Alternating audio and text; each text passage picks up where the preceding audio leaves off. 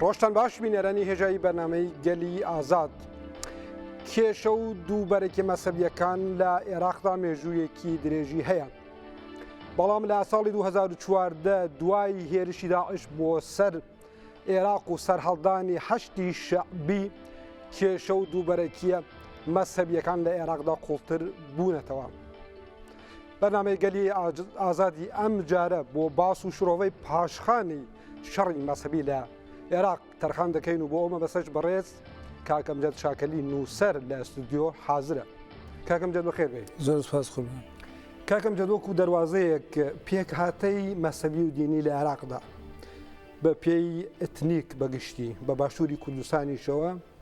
چ تابلۆیەک ئێوە وێناکەن بەر لەوەی کە بچینە سەر پرسیارەکانی دیکە فەرموو. ئێمە گەر لەوە دەست پێ بکەین وەکو نەخشەیەکی جوگرافی دابەشبوونی شیعە بەسەر عێراقا بە کوردستانەکەشیەوە بە بڵێن و دابەشبوونی نەتەوەی بەسەر عێراقا دەبێ ئاوا سێری بکەین. خوارەوە عێراق لە سێ نەتەوەی سەرەکی پێکاتەوە، یەکیان عەرەبە کە گەورەترین نەتەوەیە، پاشان کووردە، پاشان تورکمانە، پاشان کەمەنەتەوەی تریش دێت وەکو سریان و ئاشووری و ئەرمەن و سابی ئەوچی ئەوانە. ئەگەر بە شێوەی ڕێژەی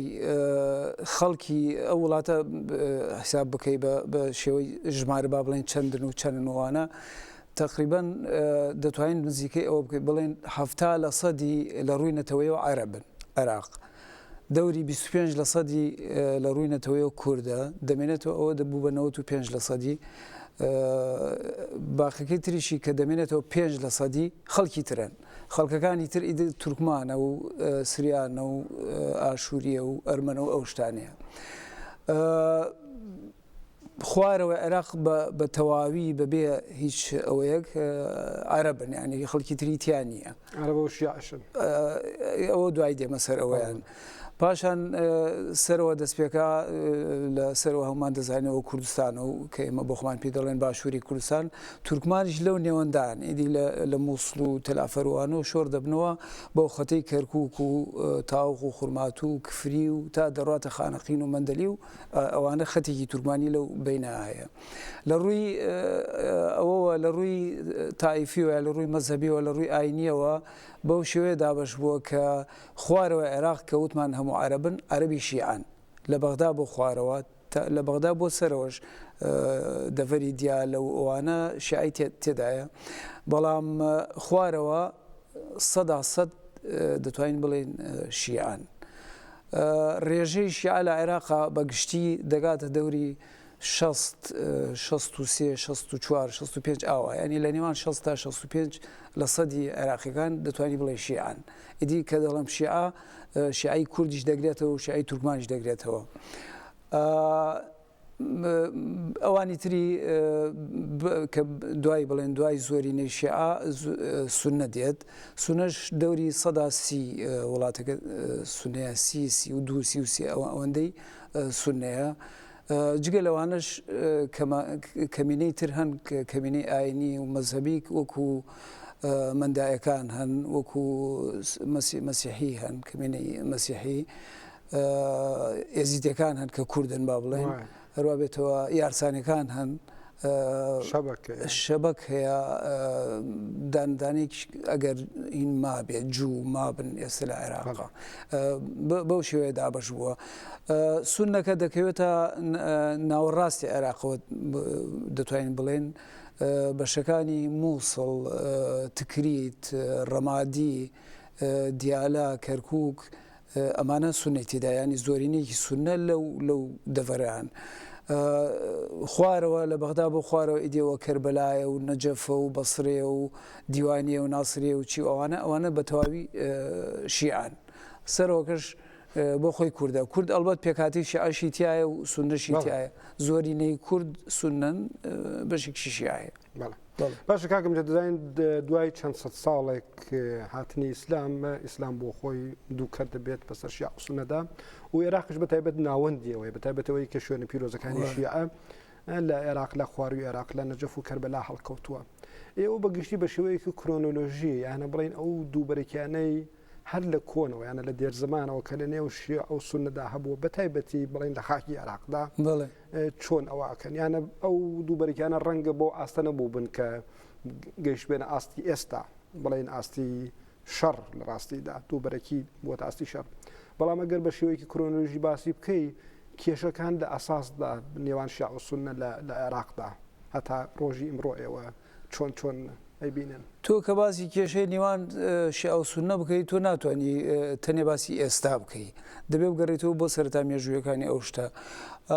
من پێم وایە بۆ گەڕانەوە بۆ ئەوە تۆ دەبێت بگەڕێتەوە بۆ مێژووی ئیسلام لە سەردەمی پەیامبەری ئیسلامەوە تا دواتر و ئەوانە خەلیفەی ڕاشیدینەکان و خەڵکی تر هاتووە بە بیرڕای خۆم ئەلبەتە وەکو ئینسان دێشی خوێنێتەوە لە هەندێک جێگەوانە بۆ دەرەکەوێت هەر لە سەردەمی پێغەمبەرە لە پاش مردنی پێغەمبەر خۆیەوە ئیدی ئەو شتە پەیا بووە ئەو دووبەرێکی هەبوو لە نێوان خەڵکەکانە عەلی ئیمامی عەلی کە بە گوێرەی تەفسیری شیعە دەبوو جێگرەوەی پێغەمبەر بێت کە نەبوو نەکرا بەهۆی ڕێککەوتنی خەڵکەکانی تر وەکو ئەبوو بەکر و عومەرەوانە کە چونتە سەقیفەی بەنی ساعیدە و چیوانە لێوە ملمەلارەکان دەستی پێ کردو هەر لە سەردەمی دوای مردنی پێغەمبەرەوە لێوە دەستی پێ کردووە عەلی خەڵکێک شوێنی کەوتووە کە ڕەش و ڕوت و هەژار و زیاتر خەڵکی دەرەکی کە غەیرە عەرەب با بڵێن لە وڵاتی فارسەوە هاتوون لە ڕۆمەوە هاتوون لەکوێوە هاتوون ئەو خەڵکانی لەگەڵ بووە لایەنەکەی تر خەڵکانی جەزیرەی عەرەبی و ئەو شوێنی کە ئێستا بڵێن عەرەبستانی سعودی و دەوروبەری مەکە و مەدینە ئەوانەی لەگەڵا بوونە بەدووەکان زیاتر لەگەڵ ئەوانە بوونە یعنی لەوێەوە شتەکان لێوە دەستی پێ کردووە اینجا هاتووە پاشان عەلی مرکزی خلافەتی عەلی گواستوێتیەوە هاتووتە کوفە و هاتووتە عێراق ئیدی بۆیە تۆ دەتوانی بڵێ عێراق نێوەندێکی شیعی زۆر بەهێز بوو هەر لە کۆنەوە لە زمانی ئیمامی عەلی بۆ خۆیەوە لێوە دەستی پێ کردووە دیگە دوای ئەوە عەلی کە لێوێ شەهید بووە پاشان حوسێنی کوڕی ئیمام حوسێن ئاینیشت لێوێ بەدەستی یەزیدوانە کوژراون بووە بە نێوەندێکی شیعە و شیعەگەری لێوە پەیدا بۆ سەری هەڵداوە وەکو جوڵانەوەیەک وەکو بزاوێک دژ بە دەسەڵات ڕسمیەکە با بڵێن کە ئەمەوەکان دەسەڵاتیان گرتوۆتە دەست و ئەوانە ئەو زمانە بەو شێوەیە جیاوازیەک یان ناکۆکیەک لە نێوانیان هەبووە بەو بەهێزیە نەبووە وەکو ئێستا کە دەرەکەوێ ئێستا ڕوویەکی سیاسی وەرگرتووە ینی جیاوازی نێوان شیعە و سونە وەکو دوو لایەنی سیاسی لاتوە وەکو دوو حزبی لاتوە دوو ئایدۆلۆژیای سیاسی بیرکردنەوەی سیاسی بەو شێوەیە ململانیەکەن ئەو زمانە جیاوازیەکان لە شتێکی ترا بووە مەسەن ئەمەوەکان یا خەڵکی قوڕەیش دژ بە خلافەتی عەلی بوونە لە عینی وەختە خلافەتی ئەمەوی دروست بووە لە شام کە معاویە دایمەزراندووە خلافەتی دەوڵەتی ئەمەوی لە ساڵی 662ەوە تا 1950 ئەوەیان کردووە حکوومەت بوونە لە شام لەوێەوە شەڕەکان دەستی پێکردەوە بۆ نمونە شەڕی نێوان شەڕی جەمەلیان پێوتووە جەنگێک لە نێوان عەلی و جەماعەتەکانی ترا بووە لە تەلحە و زوبەیر و عایشەی ژنی پێغەمبەر سەرکردایەتیان کردووە لێوە دەستی پێکردوی دەشتەکان هاتووە بەڵام ئەمەی کە ئێستا بینی ئەم شەڕی ئێستا تا ڕادێک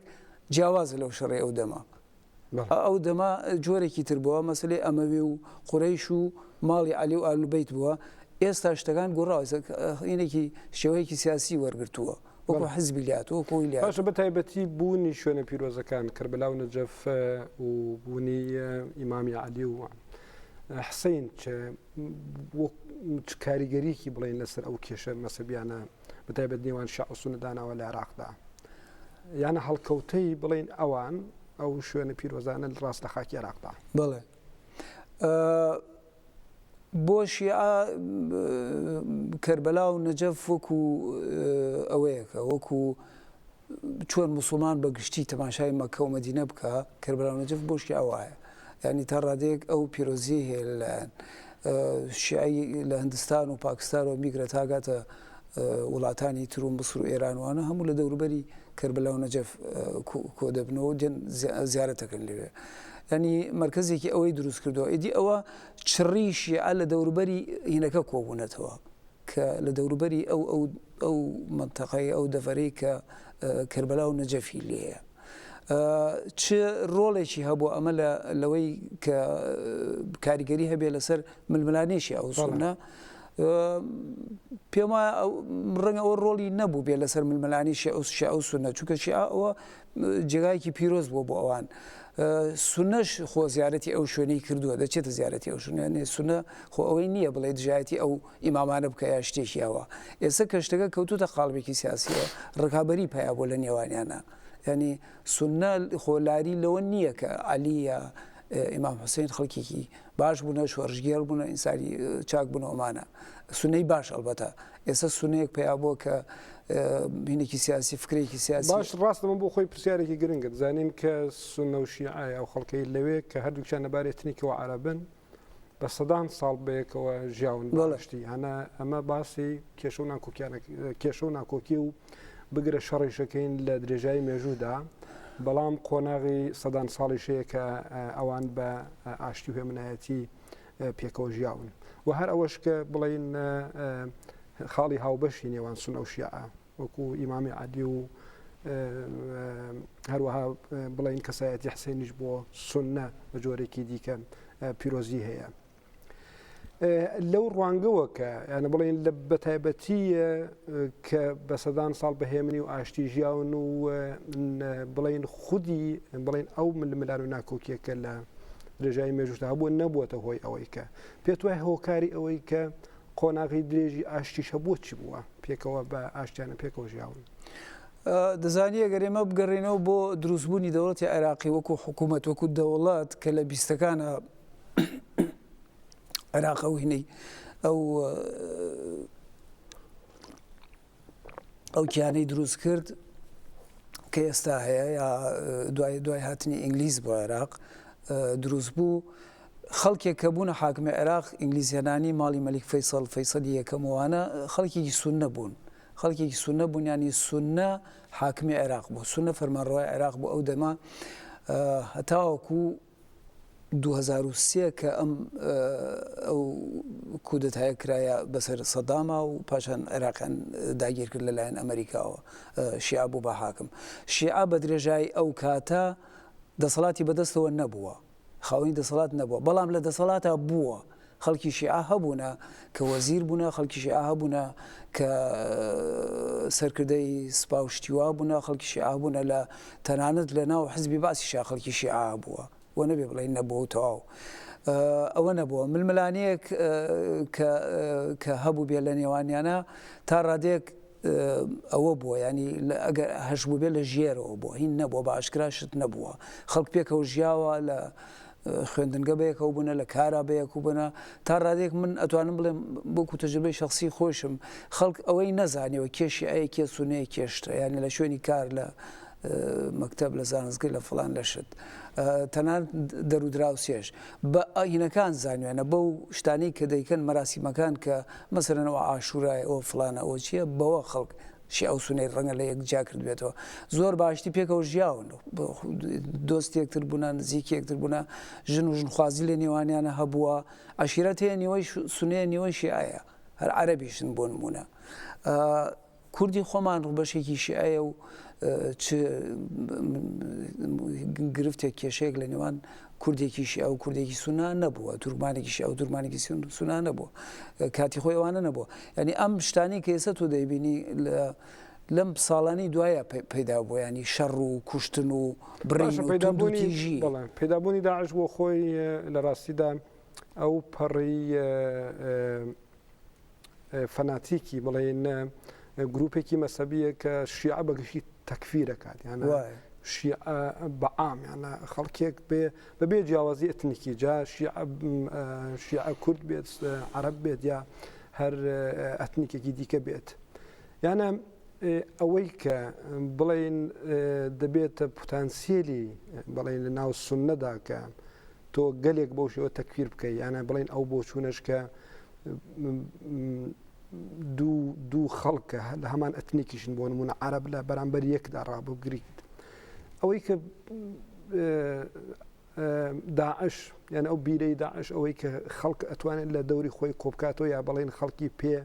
بە ئامرازی مەسهبی بۆ تەکفیرکردنی شیعەوە بکە ئەوە پێت وایە چی ئەنە چەکێکی بەدەستەوەی داعشکە دەتوانێت بێژگە چەکی سیاسی بڵین کە خەڵکێکی پێ بەو شێوەیە بکوژێت و پێ قەتڵ عام کات یا تەکفیر بکات بەگشتی دەزانی قورئان بۆ خۆی وەکو هین دەڵێ ئیمامی عەلی دەڵێ بە عەرەبیەکەی با بڵێن ئەڵێ القورآن حەمال ئەوجوه ینی قورئان هینی زۆرە ڕووی زۆرە ڕوومەتی زۆرە دەتوانی بە زۆر شێوە تەفسیری بکەیت لێکی دەیتەوە زمانی عەرەبی بۆ خۆی وایە پێکهاتەی زمانی عەرەبی کە تۆ ڕستەیەک دەنووسی من و تۆ نا خەڵکێکە عەرەبی زان با بڵێن دەینووسێت دەتوانێت ئەو ڕستەیە بە چەند شێوەیەک بنووسێت دەتوانێت بە چەند شێوەیەک لەیەکی داتەوە ینی وشەکان لێکدانەوەی زۆر هەڵدەگرن ئەوەی کە ئێستا داعش دەیکات ئەوەی کە ئێستا سونەیەکی تونڕە و دەیکا شیعەیەکی تونڕە و دەیکا بۆ خۆیان دەگەڕێن بە شوێن شتی وردەڵەی ناو قورئانە یا حەدیسە یا فڵانە دەیدۆزنەوە لەوەوە شتەکان ئەوە دەکەن ینی چی پێ دەڵێن هەڵدەهێنجێن لەوە شتیان دەسەکەوێت بۆ نمونە داعش یا بزافە تونڕەوەکانی نێو سونە سوود لە کۆمەڵێ لێکدانەوەی ئیبن تەیمیە و ئیبن حەمبەل و کێ ئەوانە دەکەن کە کۆمەڵەوەی جیاواز لە بەڵێ کۆمەڵێ زانای ئەوە بوون ئەهلی سونەت بوون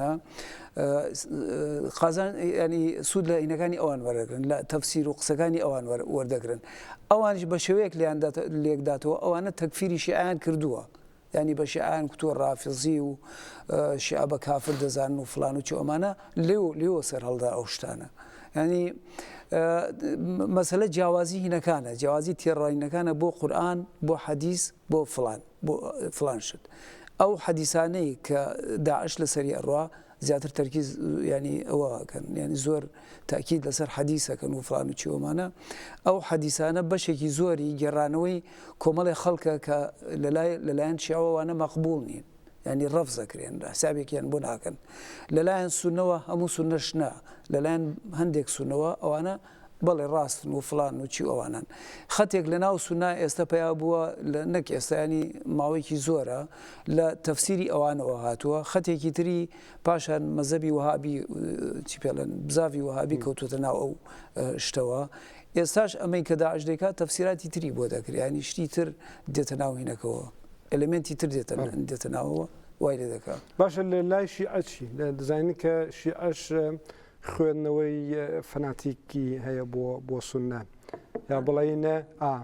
ئەوەی کە لە لای شیعە ئەوان پاڵ پشتی بڵێن مەسەبیان بە پشت بەستن بە حەدیث و بە ئایەت و ئەوانە چییە بۆ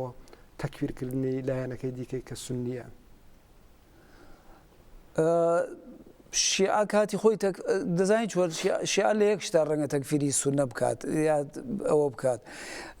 کۆمەڵی شت هەیە لە لای شیعاس هینە وەکو سەوابیتە دەبێ هەبێت بۆ نمونە کە ئەوەش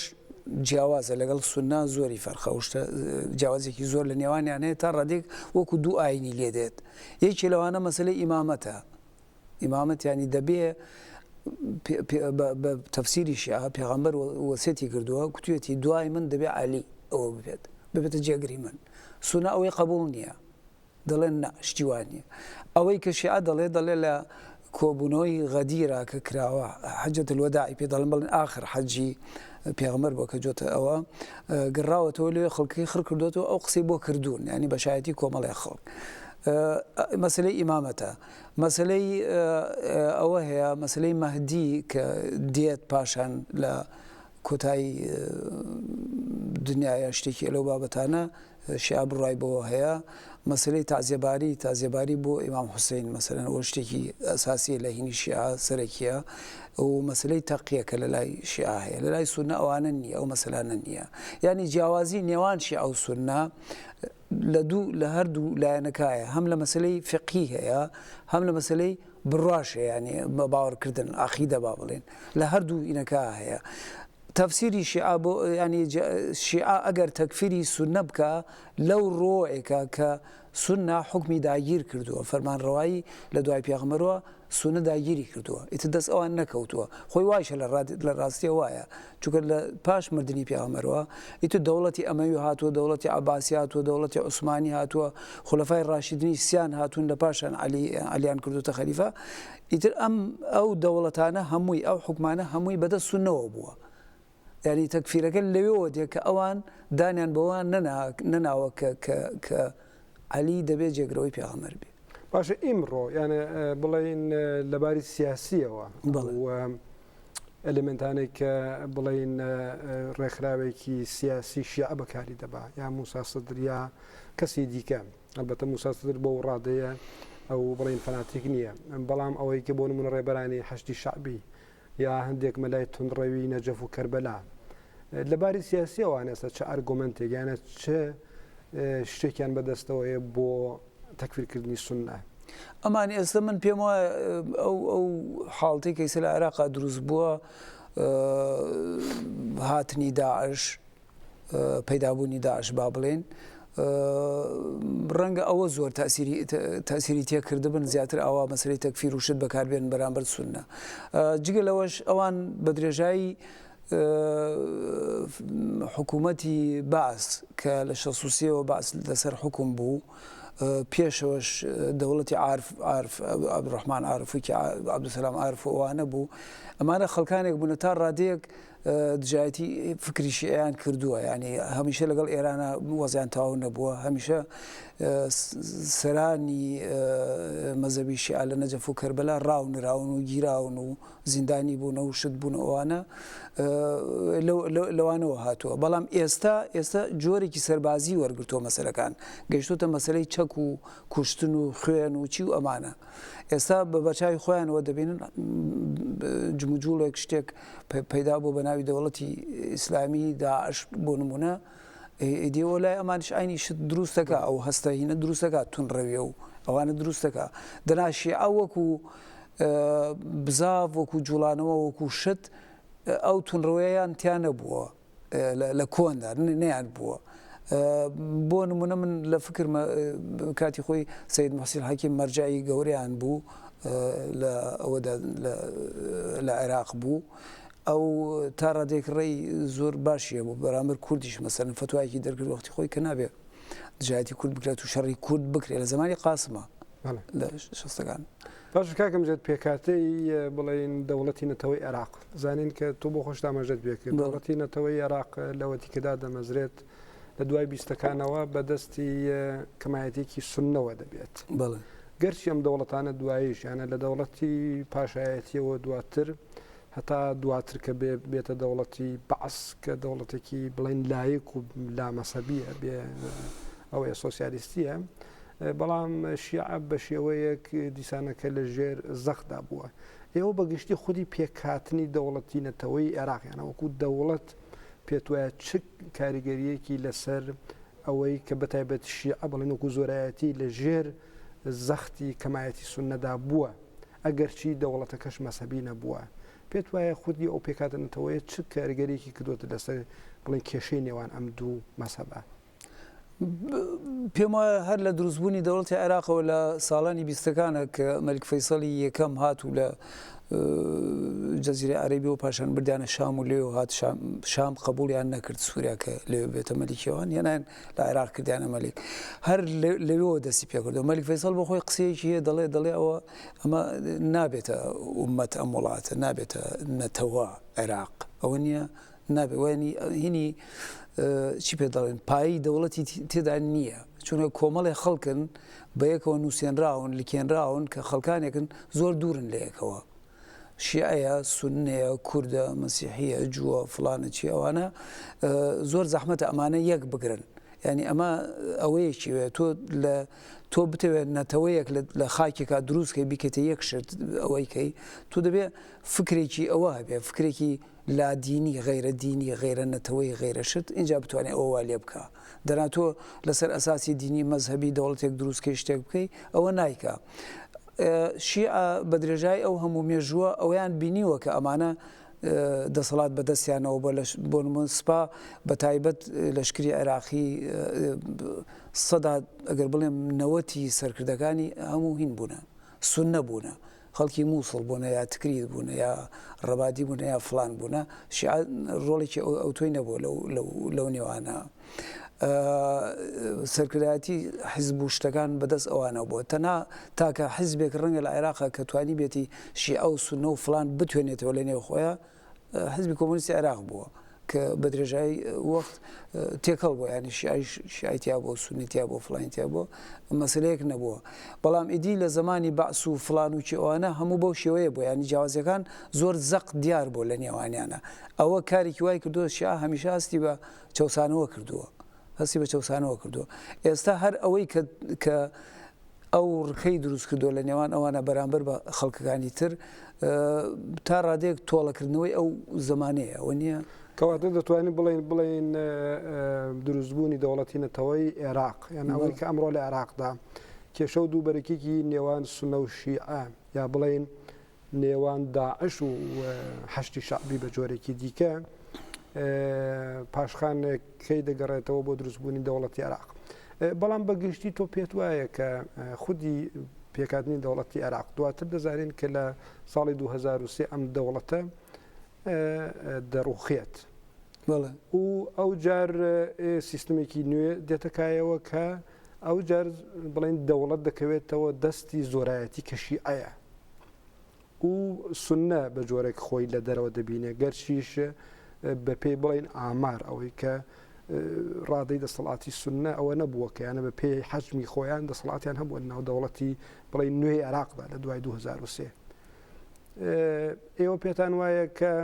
ئەم شەڕێکی ئێستا لە بینی داعش و حەشتی شەعبیدایە یا بڵین هێرشی داعش بۆ عێراق چ پەیوەندیەکی بە دروستبوونەوەی یان بڵێن بە ڕووخانی سەدام حوسێن و دوایە دروستبوونەوەی دەوڵەتی نوێی عێراقەیە پێم وایە پاش ڕووخانی سەدام حوسێن لە 2023 و کە ئەمانە هاتنە سەرکاریە ئەمریکا هاتە سەرکار با بڵێن لە عێراقدا دەسەڵاتەکە بە زۆری بەدەست ئەوەیە بەدەست زۆرینەی شیعەی عێراقەوەیە شیعە تا ڕادەیەک دەتوانم بڵێم ئەویان لە بیر چوو کە کاتی خۆی خەڵکێکی چەوساوە بوونە شۆڕشیان کردووە شتیان کردووە دژ بە دەسەڵاتی کۆنی باس یا دژایەتی باسییان کردووە تا ڕادێک ئەویان لە فکر چووە ینی ئێستا خۆیان لەو حاڵەتان کە بۆ خۆیان حاکمن و فەرمانڕەوایی وڵاتەکەن ئەوە دەکەن بەرامبەر خەڵکانی تر زۆر نەرمونیان نین ینی ئەو ئازادی کە خۆیان داوایان دەکرد کاتی خۆی ئێستا بۆ خۆیان نایدەن بە خەڵکی تر ئەمەی کە ئێستا سونە تێکەوتووە سونە بەگشتی من کە دەڵێم سونە مەبەستم داعش نییە ینی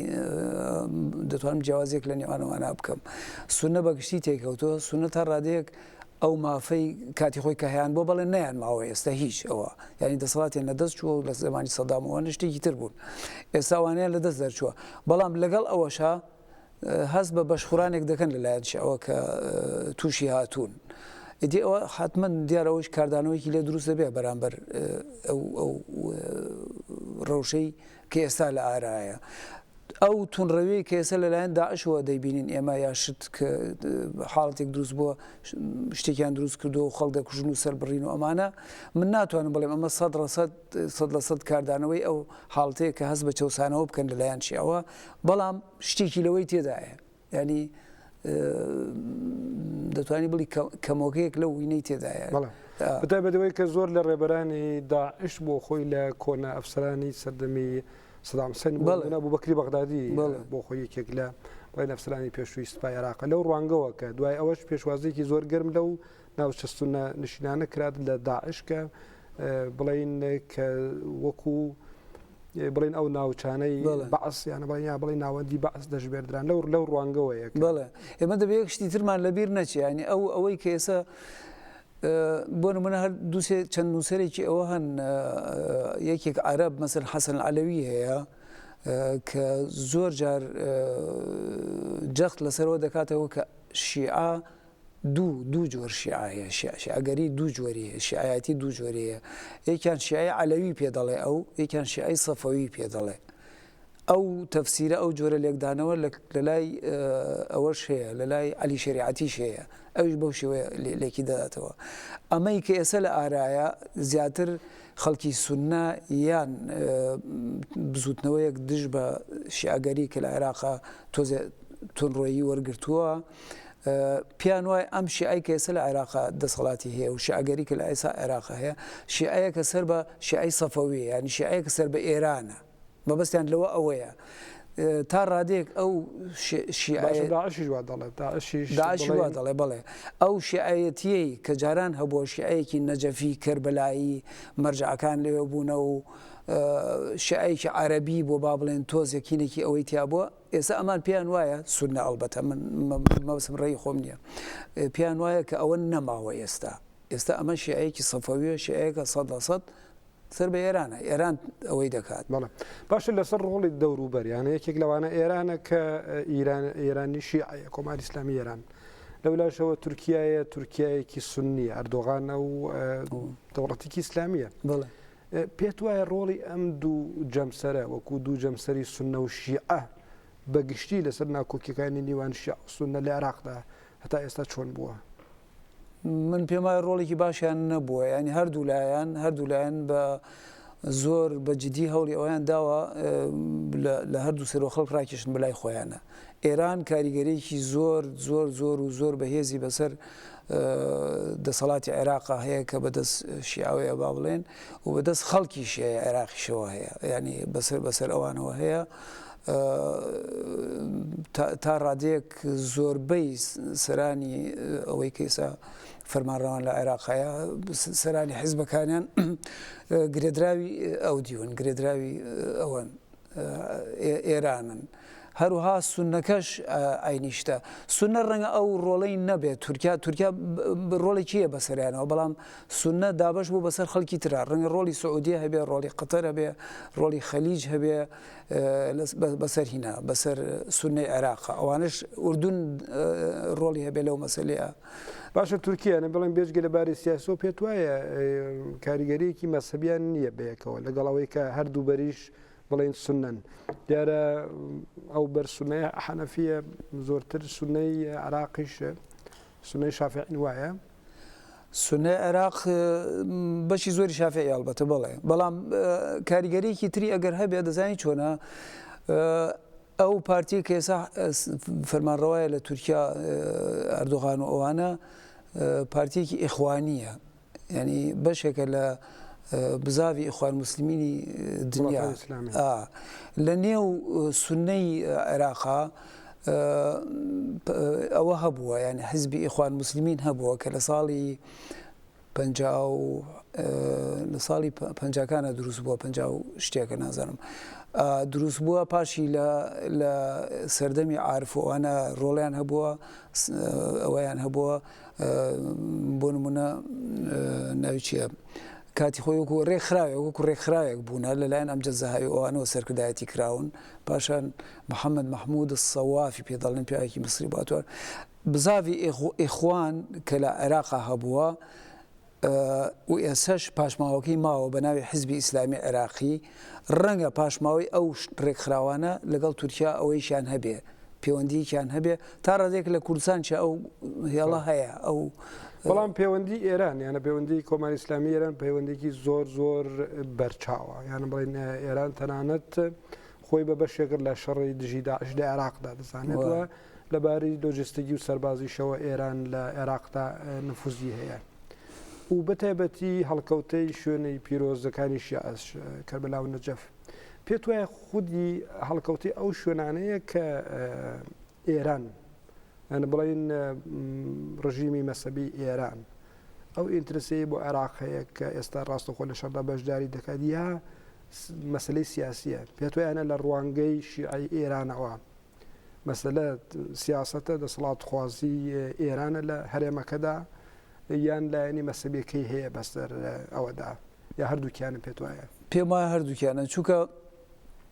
لە ڕووی شوێنە پیرۆزەکانەوە تا ڕادێک ئێران نەک بۆ ئێران بۆ هەموو شیعی دنیا ئەو شوێنانە ئەگەر نەڵێم تا ڕادێک لە مەکە و مەدینەش پیرۆسترن ینی ئەگەر وا بڵێم ڕەنگە ئەوەیشی زیێدەڕوویەکی تیانە بێ بەنسبەت هەمووشی ئەی دنیاوە وایە ئێران تا ڕادێک کاتی خۆی کە داعشوان نزیکی سامەڕا دەبوونەوە سامەڕە کە ئەوەی لێە ئیمامی عسکەریوانەی لێە ئێران ئامادە بوو هێز بنێرێ بۆ ئەوێ و داکۆکی لەو شوێنە بکات و نەیەڵێ دەستی ئەوانی پێ بگات نەکەرەوێ هەموو شوێنە کە ئیمامێکی ئەوەی تێدا بێ ئێران دەیپارێزیێ و ئەوە لەو ڕۆ لە ڕووی سیاسیشەوە دیارە ڕۆڵێکی تری هەیە ئێران ئەمڕۆ خۆی بە ڕێبەری یا ڕێبەرایەتی شیعی جیهان دەزانێ تۆ بتەوێ نەتەوێ ینی ئەو مرکزەی کە جاران شیعە لە نەجەف و کەربەلا بوو لەوێەوە دەستی پێدەکرد و لەوێەوە بڵاو دەبووە ئێستا تا ڕادێک نەجەف و کەربەلا ئەو ڕۆڵەی نەماوە لە ڕووی سیاسیەوە مەبەستم ئێستا دەسەڵاتەکە کەوتوتە دەست ئەوان چکە ئەوان دەسەڵاتیشن سەرباری ئەوەی کە وەکو مەزە با بڵێن دەسەڵاتن و قودرەتیان هەیە و دەوڵەتن و سوپایان هەیە و لەشکریان و شتیان و پاشان خاوەنی شارستانێتێکی کۆنی دوور و درێژی 3-4 ساڵی ئێرانی هەر بۆیان ماوەتەوە ینی ئەوان ئەوەترن بەهێزن هێزن اینجا ئێران ڕۆڵی لە تەنیا ئەوە نییە بڵێ لە عێراق هەیە لە عێراق هەیە لە وڵاتانی کەنداو هەیە لە بەحرین و یەمەن و چی ئەوانە و پاشان سووریاش لبنان ئەوە نیە حیزبوڵای ئەوێ و حکوومەتی سووریاوانیانی تا ڕادێک دەیەوێ لەو ناوە ئەوەیەک دروست کات قوارێکی گەورەی دەسەڵاتی شیعە با بڵێن ئەوەی هەیە ئێرانە و ڕۆڵی باشە کورد لە ناو ئەم ملیانەیەدا چۆن خۆی دەبینێتەوە بەتایبەت دەزانین کە لە باشووردا لە بەغدا کوردی فەیلی کە سەر بە مەسەبی شیعەن لە خانەقین و هەرێمەکانی دیکەی باشووری کوردستان بە هەمان شێوە و بەشێکی زۆریش کورد لە ڕۆژهەڵاتی کوردستان و کوردی عەلەویشمان هەیە لە تورکیادا بەگشتی لە نێوان کێشە و ململانەی نێوان سونە و شیعەدا لە هەرێمەکەدا کورد چۆن جێگەی خۆی کردووە ئایا هەمان ناکۆکی کە شۆڕ بۆتەوە بۆ ناو کورد یان لە چه ئەسڵێکدایە یان ناکۆکیەکان ئێوە چۆن دەبینن پێم وایە کورد نەکەوتوتە ئەوەی کە ناکۆکی نێوان کورد و کورد دروست بێ لەسەر ئەساسی مەزهبی بڵێن ئەمە سونێ ئەوە شیعەیە هەرگیز شتیوان نەبووە کورد خۆ بەشێکی زۆری شیعی هەیە ینی تۆگەر بە ژمارە بێ دەتوانی بڵێ دەڤەری کرماشان وانە بۆ خوارەوە تا ئیلام و فڵان و چیوانەوە کوردستان ئەوانە کوردستانی ڕۆژهەڵات ئەڵبەتە ئەوانە شیعان لەم دیوشەوە بەرامبەری ئەوێ ئێمە ئەوەمان هەیە لە خانەقین و جەلەولا و دەست پێ دەکا بەرەو مەندەلی و زرباتێ و بەدرە و جەسان و کووت و تا دەڕاتە لای عەلی غەربی و کوێ ئەوانە کوردی شیعان لە بەغداش هەیە خەڵکێکی زۆری کوردی فەیلی هەرگیز کورد نەکەوتوتە داوی ئەوە کە شەڕی شیعە و سونە لە نێوانیان دروست بێ وەکو ئەوەی کە ئێستا لە نێوان عەرەبی عێراقا هەیە شیعە و سونە هەیە کورد ئەوەی توش نەبووە ینی مەبەستم هەستنەتەوەیەکە لە لای کورد بەهێزتر بۆ لە هەستی سونەگەری و شیعەگەری بەڵام پێ بە پێی بڵێن قوڵبوونەوەی ناکۆکی نێوان شیعە و سونە بەتایبەتی دوای هاتنی داعش بڵێ و سەرهەڵدانی هەشتی شعبیش پێت وایە ئەو هارمۆنیەی کە کورتپاراستوێتی هەروە دەمێنێت یا ئەوەی کە چون ئێستا هەندێک ئاماژە هەن کە بۆ نمونە کاریگەری کردووەتە سەر کورد ئێستا تا ڕادەیەک دەتوانینەوە بڵێن کە دوای دروستبوونی ئەوەی کە تۆ باسکە حەشد شعبی ئەوەی کە پێ دەڵێن حەشد شعبی کە دەبێتە گردبوونەوەی گەلی یا خڕبوونەوەی ئەوەیەک گەلێر شتێکی لەو بابەتە ئەو حەشد شعبیە وەکو جێگرەوەیەک بۆ سوپای عێراق دروست کراوە هەر لە دوای هاتنی داعشەوانیان ساز کرد حەشد شعبی لەو شوێنانەی کە کوردی تیا دەژێ لە باشووری کوردستان لە باشووری کوردستان با بڵێن لە خانەقین و بەرەو خوارەوە تا ڕادێک کوردیشی تێکەوتووە کورد هەیە لەگەڵیانە کورد چۆتە ناو ئەو هاوکێشەیەوە تەنانەت بەشداری ئەوەشیان کردووە بەشداری شەڕی دژ بە داعشیان کردووە و خەڵکیشیان لێ کوژراوە ینی هەر لەوانە خەڵکەیە کوژراوە وەکو حەشدی شعبی کوژراوە ئەو شتانی کە پاڵی پێوەناون من پێشتروتم ڕەنگ هەستینەتەوەیەکان زاڵ بێ بەسەریا بەڵام ئەوە شەرت نییە 100% وا بێت ڕەنگە لە هەنێ حاڵەتە هەستە مەزەبێکە زاڵ بێ بەسەریا ڕنگ بێ وا بێت ڕنگ بێ هەنێ شتی تر پاڵی پێوەنا ڕەنگە وەزی ڕەوشی ئابووری ئەو ئینسانە وەزێک فلانێک پارەیەک ئەوە نییە شتێک کە ڕایکێشن بۆ لای خۆیان ممکنە دەوڵەتی عێراق پارێکی زۆر بدا بۆ حەج شعبی ئەوانش لە هەژاریە بچن ببنە حەج شعبی و چەکەڵگرن هیچ بە دووری نازانم. باشە تا ئێستا هاوسەنگەر بوون وەکو تۆڵی لە هەندێک لە هەرێمەکانی کوردستان بەڵام وا دیارە کە پێ بەپێی کەسبوونی داعشیش لە عێراقدا حزبی حەشدی شعبی هێز دەگرێت و هەر لە ئێستاشەوە هەندێک ئاماژە بۆ هەندێک هەرێمی کوردستان هەیە وەکو کەرکووک و ئەوەی خورماتوو لە بەرچاوە کە لەوێ کێشەیەکی گەورە ڕوویدا شەڕ ڕوویدا پێت وایە لە داهاتوودا یانە خودی هەشتی شعبی وەکو هێزێکی ملیس نەکەس بێنن ڕەنگە دەوڵەتی عێراق هەڵی بۆشێنێتەوە بەڵام فکری هەشتی شعبیانەوەی کە فکری ئەوەی کە بەناوی بڵێن شیعەگەریە و بەناوی ئەوەوە تۆ لایەنەکەی خۆت هەیە کە کوردەوە بکەیت بۆ نمونە سبەینێ مەرجعێکی شیعە کوردی بڵێن تورکەمانی کەرکووک یا عەرەبی کەرکووک یا دەوروبەر لە دژی بۆ نمونە سونە هان بدا فتوایەک بدا پێت وایە داهاتووی ئەوەی کە جارێکی دیکە لە دین لە مەسحەب بەتایبەتی لە لایەنی شیعەوە کەڵگۆر بگیرێ لە کوردستانە لە دژی کورد چەندە ڕێ تێدەچێت. ئەوەی کە ئێستا لەو ناوچێ ڕوودەدا لە کەرکووک و خورماتوو و فڵانوچی و ئەمانە حەشدی شعبی هاتوونەتەوێ ئەو حەشدی شعبیانە حەشدی شعبی تورکمانی ئەو دەڤەرن یعنی خەڵکێکی تورکمانن ئێمە ناتوانین چاوپۆشی لەوە بکەین بڵێن بە درێژایی تاریخ هیچ ناکۆکیەک لە نێوان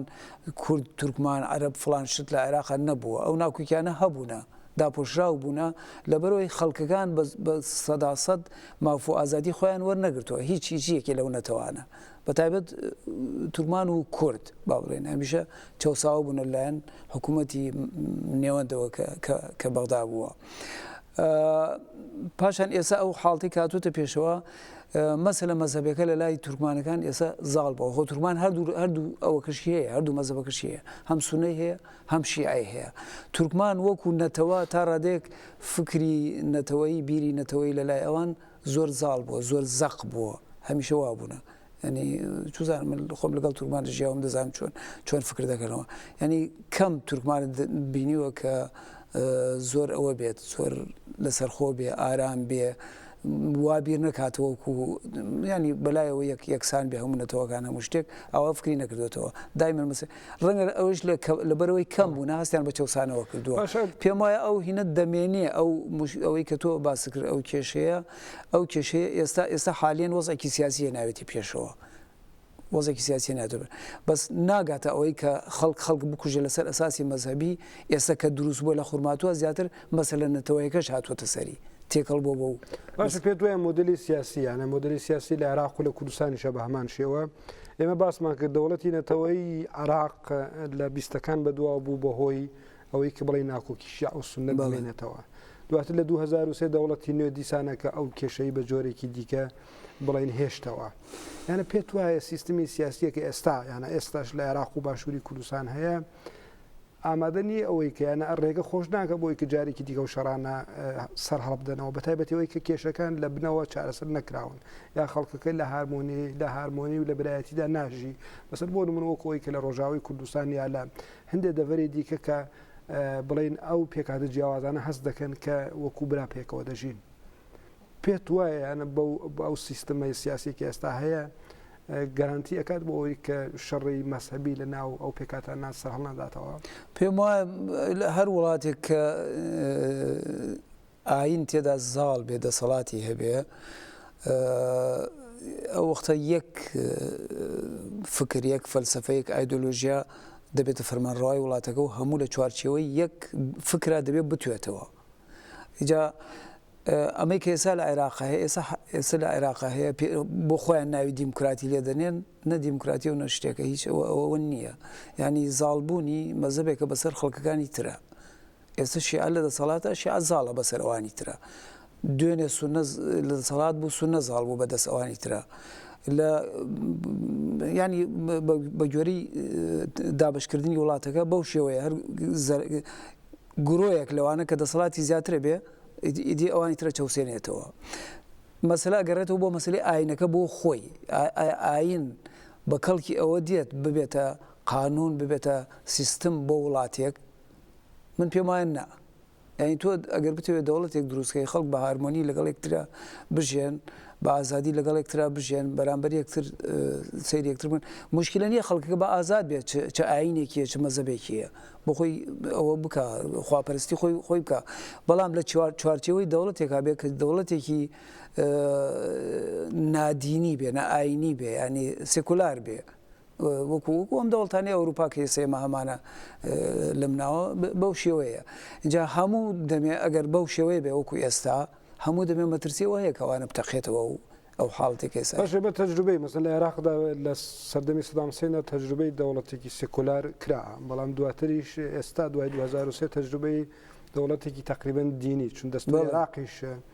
بڵێن بە جۆرێک کاریگەری شەریع و ئیسلامی پێوەیە پێتوانیە ڕێگایەکی تر هەبێ بۆ ئەوەی کە بڵێن ئەو ناکۆکیە مەسەبیانە ئەو کێشانەی کە هەیە نە لەسەرەوە بە دەستور دەوڵەت بەڵکو لە بنەوە نییە بە ڕیشەی چارەسەر بکرێن. من پێم وایە دەکرێت بەڵێ بەڵام ئەوەی کە تۆ دەڵێ دەوڵەتی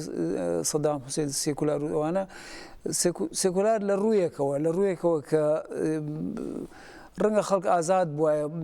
چوایە لە بارێکە دانیشتە بی خواردایەتەوە یا فڵان یاشت یا مۆسیقالیەدان چی ئەمانەی سەوانیان هەموو ئەوە کردووە تحریم کردو با بڵێن لەو ڕۆ سێکولار بووە بەڵام دەناوەکوتر دەوڵەتێکی قەومی بووە نەتەوەیی بووە نەتەوەیەکی شۆڤینیستی عەرەبی فکری عەرەبی شتی عەرەبی ئەوە بەوە زاڵ بوو بەسەر خەڵکێکی ترە ینی غەیری عەرەبی بە شتێکی تر دادەنا غەیری بەعسی بە شتێکی تر دادەنا. ئێستا ئەمان هاتوون ئەمان لە ڕووی مەزهبیەوەوان ینی مەسەلەن تەوەیکە ڕەنگە هێندە زاڵ نەبێ بەسەریانە بەڵام مەسەلە ئەوەکە زاڵە مەسەلە مەزهبیەکە زاڵە بەو شێوەیە من وای نابینم کە چارەسەری کێشەکانی ناو عێراق بکات ینی ئەم خەڵکانەی کە ئاوا جیاوازن لەگەڵێکە بەم شێوەی ئێستا بژیان مەزهبێک زاڵ بێ بەسەر خەڵکێکی ترە نەتەوەیەک زاڵ بێ بەسەر نەتەوەیەکی ترە ژیان بەو شێوەیە ناڕوات دەکرێت وەکو تۆ دەڵی لە خوارەوە نەک لە سەری دەسەڵاتەکەەوە لە خوارەوە خەڵک ئەوە بێت خەڵک بۆ خۆی پێکەوە بژێت و ئاسوودە بێت و فلان بەڵام ئەو کاتەش ڕەنگە هەر ئەوە دروست بێت ناکۆکی دروست بێت ینی باشترین چارەسەر ڕەنگە کۆمەڵێ هەرێم دروستکەی لەوێ لە وڵاتە کۆمەڵێ فیدرالی ناودەلێ کۆنفیدرالی ناودەنە شتێکی ناو بنێ بەهەرحاڵ هەرێمی جیاواز خەڵک پێکەوە بژێن نەک لەسەر ئەساسی ئاینی لەسەر ئەساسی ئاینی نە بڕوان بۆ نیە لەسەر ئەساسی نەتەوەی دەبێت دروستیکە ئێمە کوردە و کوردستانە و ئەو عەرەبستانە دی شیعە سونیە مشکلە نیە بەسەوان کارەساتەکەەوەی بۆ خۆیان ناتوان بەیەکەوە بژێت. زۆر سپاس بۆ تۆ بەڕێز کاکەم جات شاکەری سپاس دەکەین بۆ بەژاری بەنامەیەدا. بەڵێ بینێرانی هێژە لێرداگەیشتنە کۆتایی بەرنامەی گەلی ئازادی ئەم جارە ئەلا ئازادی و بۆ ئازادی بژین ماڵتانەوە.